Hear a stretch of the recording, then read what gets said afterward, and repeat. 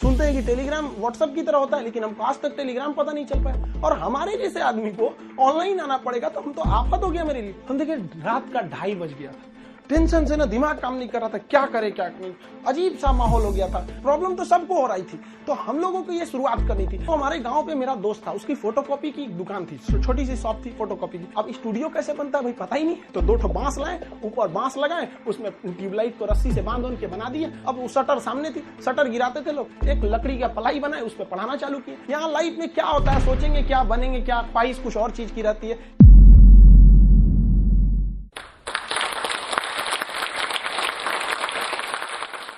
जय हिंद। बेहतर से बेहतर होने का तलाश करें, मिल जाए नदी तो समंदर की तलाश करें।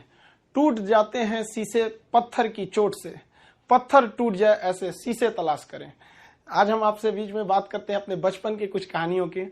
देखिए हमारा परिवार एक ज्वाइंट फैमिली में, हम लोग एक छोटे से परिवार में जन्म लिए। सब लोग एक साथ रहते थे, अंकल सबका परिवार यहाँ पे, उसमें हम लोग के मकान के भी एक कमरे थे जिसमें हम लोग रहते थे। बचपन में हम बहुत बदमाश थे, मेरी मम्मी को सबसे ज्यादा परेशानी थी। कोई ज्वाइंट फैमिली होने की वजह से क्या होता था कि परिवार में बहुत लोग रहते थे, मोहल्ले वाले, पड़ोस वाले, और उस समय मोबाइल वगैरह नहीं होती थी, हम लोग यही गुल्ली डंडा वगैरह खेलते रहते थे। डेली किसी न किसी से हम झगड़ा किए रहते थे। मेरी मम्मी परेशान होकर रहती थी, करेगा क्या जिंदगी में, बहुत परेशानी हो जाती थी। और बचपन में थोड़ा सा फाइनेंशियली प्रॉब्लम होने की वजह से हर चीज लिमिटेड तौर पे मिला।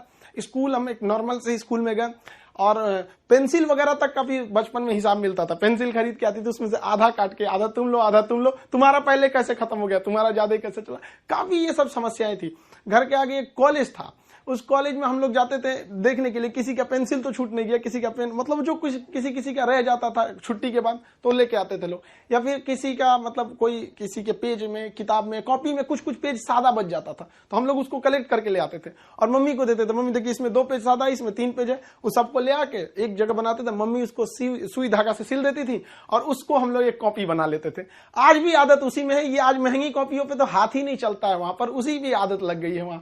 और बचपन में हम लोग के घर पे गाय वगैरह भी थी, छोटे छोटे जानवर वगैरह, ये सब के पालने में इन लोग के लिए करते रहो। ये सब करते करते बचपना निकल गया।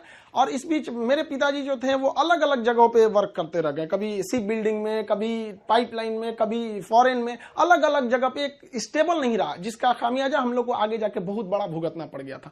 फाइनेंशियली खराब होने की वजह से हमको शुरुआत में, हम जब 8 पास किए तो वहीं से हमको फौज में जाने का थोड़ा सा जुनून लगा कि हमको फौज में जाना चाहिए। तो हम 9th में जब पढ़े थे, सैनिक स्कूल का एंट्रेंस का एग्जाम दिया, उसमें मेरा सिलेक्शन ही नहीं हुआ, पता नहीं क्यों सैनिक स्कूल में नहीं हुआ। तो फिर हमने पॉलिटेक्निक का दिया, तो पॉलिटेक्निक के भी उसमें देखिए एक्चुअली क्या है कि जो एकेडमिक पढ़ाई होती है उससे थोड़ा सा बेटर होता है जो कॉम्पिटिटिव होती है। तो 8 के बाद ही सैनिक के लिए एक कॉम्पिटिटिव वाला माहौल आ गया था। फिर पॉलिटेक्निक में दिए, उसमें रैंक अच्छा नहीं आया तो हम कहे छोड़ो, अब नॉर्मल 10th यानी मैट्रिक करते हैं, उसके बाद इंटर करते हैं। इंटर करने के बाद फिर हम लोग ने सोचा कि एनडीए का देते हैं। इस बीच AI ट्रिपल हम लोग के वक्त में होता था, AI ट्रिपल ही, उसको दिए। IIT के दिन तो हम सोए रह गए थे वहां। फिर एनडीए के गए सिलेक्शन के लिए, तो एनडीए में रिटन एग्जाम हुआ, वो काफी ठीक ठाक था। और एनसीसी वगैरह हम लोग ने किया था, तो उससे फौज से काफी ज्यादा उससे जानने को मिल गया, कौन सा हथियार कैसे काम करता है। ये वो एक जुनून हो गया कि भाई हम लोग को ये कॉन्फिडेंस था ना कि फौज में हो जाएंगे तो ट्रेनिंग की कुछ खास जरूरत नहीं पड़ेगी। हम लोग तो इसे बहुत हद तक जानते हैं हथियारों के बारे में।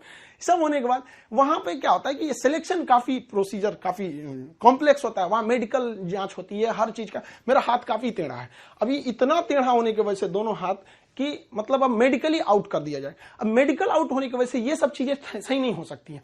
तो यही एक तो वही था मेरे लाइफ का। इसके आगे हमने कोई सपना ही नहीं देखा था कि हमको कुछ और भी करना है। शुरू से ही फौज में ही जाना था हमको। अब हमारे लिए तो एकदम विकट परिस्थिति हो गई, साथ ही साथ फाइनेंशियली भी दिक्कत हो गया। अब क्या करें, तो नॉर्मल एक सरकारी स्कूल से इंटर था मेरा, फिर एक नॉर्मल ग्रेजुएशन किए, ग्रेजुएशन BSc। अब इसमें फाइनेंशियली दिक्कत भी बहुत ज्यादा आ गया। इन दिक्कत में सबसे ज्यादा साथ दिया मेरे 3 दोस्तों ने, सोनू, पवन, हेमंत। ये 3 दोस्तों ने हमारा बहुत ज्यादा हेल्प किया और हम सबसे खुश नसीब है, हम ये कह सकते हैं कि दोस्त हमें बड़ा बढ़िया मिले। तो सोनू था, पवन, हेमंत, इन लोग के पास जो पॉकेट मनी आती थी ना, तो जो घर से उसमें से काट के कुछ हमको दे देते, कुछ ये, तो हम लोग में मिलजुल के अच्छे से करते थे। तो एक साथ में हम लोग पढ़ाई करते थे। हम सबको, चारों को, हम लोगों को डिफेंस में ही जाना था। अब हम लोग ने क्या किया भाई, बाकी लोग की फाइनेंशियली ठीक थी, हेमंत की भी सही नहीं थी, तो वो सेल्फ डिपेंडेंट था। तो हेमंत ने कहा कि एक काम कर दो भाई, चलो तुम भी को टीचिंग में ले आते हैं। तो उसने क्या किया, हमको एक होम ट्यूशन के पास ले गया पढ़ाने के लिए। होम ट्यूशन, अब वो हम लोग को बच्चों को उतना पढ़ाने का आइडिया नहीं, बस उसको लड़का बहुत पढ़ने में कमजोर था और उसको होम ट्यूशन पढ़ाया गया ना, स्कूल में बहुत अच्छा टॉप पे आ गया वो, उसके घर वाले काफी खुश हुए सब, और वो बहुत अच्छा से पढ़ रहा था। इसी बीच उसने कहा कि चलो तुम्हें एक कोचिंग में इंट्रोड्यूस करते हैं। तो एक कोचिंग में गए, वहां पे मतलब काफी स्टूडेंट जो थे, मतलब बहुत ज्यादा नहीं थे, नॉर्मल था कोचिंग वहां पे। वहां हम गए तो हमको फर्स्ट दिन केवल 6 लड़के मिले, और 6 लड़के में अजीब सा माहौल हो गया। वो हमको, मेरी दाढ़ी उड़ी भी नहीं थी, तो अजीब, उनको लगा कि तो हम ही लोग के बीच का है। तो हम 6 बच्चे को पढ़ाए, हमको भी खुद एम्बेरस फील हो रहा था कि ये लोग हमको उस तरह से देख क्यों नहीं रहे हैं। अब उसको 6 लड़कों से अगले दिन वो 50 हो गए, फिर 100, 150, इतना तेज बढ़ने लगा। अब वो कोचिंग वाला जो था उसको लगा कि नहीं भाई पैसा तो ठीक आ रहा है यहाँ पे, ये तो ठीक ठाक है। तो उन्होंने हमको कह दिया कि भाई देखिए सर, आपको अपना नाम, पता, एड्रेस, मोबाइल नंबर कुछ भी नहीं देना है। हमको जरूरत भी नहीं है इसकी, हमको चुपचाप पीजी वगैरह करना है यहाँ पे। हमारी तो फौज का सपना टूटा था, समझ में नहीं आ रहा था करे क्या करें यहाँ पर, क्योंकि लाइफ बड़ी अजीब चीज होती है, जब तक आपको समझ में आएगी आधी बीत चुकी रहती है। यहाँ लाइफ में क्या होता है, सोचेंगे क्या, बनेंगे क्या, ख्वाहिश कुछ और चीज की रहती है, यही है जिंदगी, सबको इसी के साथ चलना रहता है। तो हमने कहा कोई बात नहीं। उन्होंने कहा कि चलो भाई, हमारा उनको नाम पता था तो टाइटल के वजह से उन्होंने खान नाम दे दिया, खान सर। धीरे धीरे वहां पे पढ़ाते रहे, वहां पे लड़के बहुत हो गए। वो कोचिंग वालों को पैसा ज्यादा दिखता था, हमें बच्चों का करियर दिखता था। वो कहते थे कि सर इतनी कम फी में आप इतना क्यों बता रहे हो। हम कहे सर हम कैसे करें, उनके साथ किस तरह से हम कह देंगे कि तुम्हें कम बता। इस वजह से थोड़ा सा टसल हो गया, हमको वो छोड़ना पड़ गया कोचिंग। फिर दूसरे जगह गए, तीसरे जगह, उसके बाद से हम लोग ने यहाँ पर आके अपना खान जीएस रिसर्च सेंटर किए। तो हमारा यहाँ पे कुछ खास जानकारी नहीं थी पटना में, क्योंकि हम लोग गांव एरिया से आए थे। तो यहाँ पे कुछ पार्टनर्स वगैरह को कुछ ढूंढे यहाँ के लोगों को, उन लोगों ने तो सत्यानाश ही कर दिया। उन लोगों ने सारा चीज, 6 महीने बाद उन लोगों का फुल प्लानिंग था कि कोचिंग को हड़प लेना है। उन लोगों ने कहा कि बेंच भी मेरा, कुर्सी मेरा, पंखा में, सब कुछ। हम तो परेशान हो गए, मेरे पास कुछ भी नहीं बचा। ये हाल कर दिया लोगों ने कि हमारे जेब में केवल 40 रुपया बचे थे और घर लौटने के लिए 90 रुपए चाहिए था। हम परेशान हो गए, भाई कम से कम 90 तो छोड़ो, घर चले जाए यार, पे यहाँ पे क्या कर दिया। कोई दिमाग काम नहीं कर रहा था। तो गंगा के किनारे हम बैठे थे शाम के वक्त में, टेंशन में। यहाँ पर सोचे कि अब टेंशन में जाएंगे, अब रूम। तो यहां से जब रूम पे गए, वहां पे पता चला वो दरवाजा खटखटाए तो कोई खोल ही नहीं रहा था। बड़ा देर बाद खोले तो मुझे कहाँ थे, हम कहे यहीं पे नदी बैठे थे, टेंशन में थे थोड़ा सा। कहे कितना टाइम हो रहा है, हम कहे यही 7-8 बज रहा होगा। तो उन्होंने कहा कि घड़ी देखो। हम देखे रात का 2:30 बज गया था। टेंशन से ना दिमाग काम नहीं कर रहा था, क्या करे क्या नहीं, अजीब सा माहौल हो गया था। अब हमको समझ में आ गया कि भाई हमारे पास केवल 40 बचा है, यानी ऊपर वाला हमको रोक रहा है यहाँ पर किसी ना किसी वजह से, तो हमें रुकना चाहिए। अब फाइनली हमने भी डिसाइड कर लिया कि अब हमको अपने फिर से एक नई शुरुआत करनी है। इस बीच हमको एक अनुभव मिला कि भाई सब पर आप आंख बंद करके भरोसा नहीं कर सकते।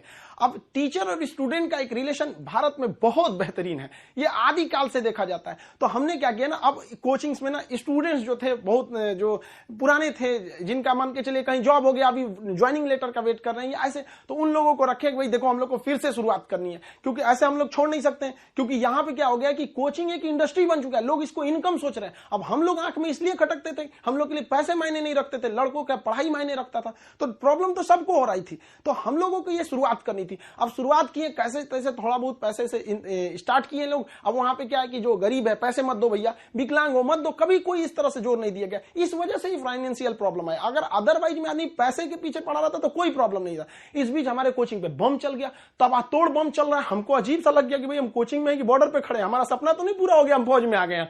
दीजिए देख रहे हैं पूरा अफरा तफरी मचा हुआ है बम से। इतनी तबाही हो गई हमको, मतलब एकदम लास्ट में आ गए कि हमको अब लगता है यहां से छोड़ देना पड़ेगा। फिर लड़कों ने कहा कि सर आप हाँ हिम्मत मत हारिए। हमारे कोचिंग में, हमारा जो कैंपस है इसके अगल बगल में 17 कोचिंग है, सबका शटर बंद हो गया, सब लोग भाग गए। लोग, हम लोग अकेले, भाई कम से कम कोई पूछते भी आता तो कम से कम एक सहानुभूति लगती है। लेकिन लड़के आए, लड़कियां तक आई कि सर कोई बात नहीं आप खोलिए, हम लोग पढ़ेंगे लोग, यहाँ कितनों बम चले यहाँ पे। तो हम क्या किए, पूरे कैंपस में मेरे कोचिंग पे सुबह में बम चला था, शाम वाले बैच में पूरे फुल प्लेजेड से स्टूडेंट आए थे, और जो बच्चे पढ़ रहे थे उसके अगले बैच के बच्चे नीचे खड़े होकर कह रहे थे कि अगर बम चलेगा तो पहले हमारे ऊपर बम चलेगा, कोचिंग को कुछ नहीं होने देंगे। बहुत हेल्प हुआ हमको यहाँ पर, बच्चों ने ही हमको बहुत ज्यादा सपोर्ट किया। और धीरे धीरे ऊपर वाला सबको देखते रहता है, क्योंकि हम लोग हम दूसरे के सीसीटीवी कैमरे से बच सकते हैं, ऊपर वाले के सीसीटीवी कैमरे से नहीं बच सकते हैं। और अचानक साथ मिला, सारे बच्चे देखते देखते हमने बच्चों के लिए लाइब्रेरी भी डाला, वो पटना का सबसे बड़ा लाइब्रेरी हो गया, फिर कोचिंग बड़ा हो गया, सब कुछ सही हो गया, लड़कों का रिजल्ट आने लगा, सारे लड़के खुश हो गए। और खास करके उस बैच के लड़के जो पढ़ रहे थे और जिनके पास बम्बार्डमेंट हुई थी, वो भी उनके लिए पहला अनुभव था। सब डर गए थे कि आखिर क्या हो रहा है, और देखते देखते सब कुछ सही हो गया। तब तक अचानक बीच में आ गया कोरोना, और कोरोना ने लॉकडाउन किया और सब चीज घर के अंदर हो गया, और हम लोग के लिए एकदम नया अनुभव। और नॉर्मल जब कोरोना होगा, शुरुआती लॉकडाउन इतना स्ट्रिक्ट था, पता चला कि अब तो आपको ऑनलाइन ही पढ़ाना पड़ेगा। और हमारे जैसे ऑनलाइन आदमी को ऑनलाइन कुछ पता ही नहीं, फेसबुक चलाने नहीं आता हमको, सुनते हैं कि टेलीग्राम व्हाट्सएप की तरह होता है, लेकिन हमको आज तक टेलीग्राम पता नहीं चल पाया। और हमारे जैसे आदमी को ऑनलाइन आना पड़ेगा, तो हम तो आफत हो गया मेरे लिए। तो हमारे गांव पे मेरा दोस्त था, उसकी फोटोकॉपी की दुकान थी, छोटी सी शॉप थी फोटोकॉपी की। अब आप समझ सकते हैं फोटोकॉपी की दुकान पे क्या इंफ्रास्ट्रक्चर, कितनी बड़ी बिल्डिंग तो होगी नहीं, छोटा सा जगह था। अब वो शटर सामने थी, शटर गिराते थे लोग, एक लकड़ी का पलाई बनाए, उस पर पढ़ाना चालू किए। पता चला सामने से पुलिस की गाड़ी जाती थी, तो शटर के अंदर हम लोग पड़े हैं, पसीना हो रहा है, वैसे पुलिस का सायरन आ रहा है, आवाज आ रहा है। लड़के कह रहे सर कैसे वीडियो बना रहे हैं, कहां से बना रहे हैं, ना लाइट सही है ना आवाज सही है। हम कहे भाई हमको यही है जो है। यहाँ पे मेरा सारा सेटअप जो पढ़ाने का इंस्ट्रूमेंट होता है, जो पीछे पैनल लगे होते हैं पढ़ाने के लिए, वो सारा पटना में रह गया था, और हमारे गांव में ऐसी व्यवस्था नहीं थी। हम क्या करें। और जो 2020 का लॉकडाउन था, बहुत ही स्ट्रिक्ट लॉकडाउन था, तो उस लॉकडाउन में हमको आना था पटना, कैसे भी आने का कोई साधन नहीं था। तो हम ट्रक के क्लीनर बन के आए थे, खलासी जो होता है, ऐसे गंजी पहन के गमछा बांध लिए थे, चलो चलो चलो, ऐसे क्लीनर बन के आए यहाँ पे, खुद ही लोड किए, सब कुछ किए और लेके जाए। अब स्टूडियो कैसे बनता है भाई पता ही नहीं, तो 2 ठो बांस लाए, ऊपर बांस लगाए, उसमें ट्यूबलाइट को रस्सी से बांध के बना दिए, और वैसे ही पढ़ाना चालू किए लोगों को। अब वहां मेरे पास हर साधन आ गया पढ़ाने वाला, अब लोगों को समझ में आने लगा, धीरे धीरे धीरे धीरे लोग पसंद करने लगे यहाँ पे, हाँ ये बात सही है। अब हमारे एक दिल्ली के हमारे एक मित्र हैं मिश्रा जी, उन्होंने सारा सेटअप किया कि ये कैमरा ठीक रहेगा, ये लाइटिंग ठीक रहेगी, ऐसे ऐसे सही रहेगा। उन्होंने बहुत बेहतर काम कर दिया, मेरे लिए अच्छा हो गया। अब इस बीच अब लड़कों का कोर्स चालू करने के लिए एप्लीकेशन बनाने लगे, तो धीरे धीरे धीरे धीरे लड़के एप्लीकेशन पे देखने लगे, यूट्यूब पे। और हमको तो आज तक समझ में नहीं आया कि यूट्यूब पर एजुकेशन के फील्ड को हम ऐसे देखते हैं कि वो लोग भी कमेंट करते हैं, कहते हैं कि सर हमारा किसी जनरल कंपटीशन, हम किसी कंपटीशन की तैयारी नहीं करते हैं, नहीं हमको कोई एग्जाम से मतलब है, फिर भी हम देखते हैं। हमको इस बात की इतनी खुशी होती है, इसलिए नहीं कि वो लोग हमारा वीडियोस देखते हैं, इसलिए कि जो लोग पढ़ाई छोड़ दिए हैं उनको भी इस बात का अफसोस है कि हमने पढ़ाई क्यों छोड़ा। और ये कंफर्म है कि वो अपने बच्चों को या समाज को आगे पढ़ने के लिए जरूर करेंगे, और इस देश को जो पीछे गया है उसको आगे ले जाने का एकमात्र रास्ता है शिक्षा, क्योंकि शिक्षा जिसके पास रहेगी वो कभी किसी से नहीं डर सकता है, अपने अधिकार के लिए खड़ा रहेगा। तो काफी खुशी होने लगी। लेकिन ऑनलाइन का हमको बहुत ज्यादा आइडिया नहीं लगा, तो धीरे धीरे धीरे धीरे क्या हुआ, संघर्ष आगे बढ़ा।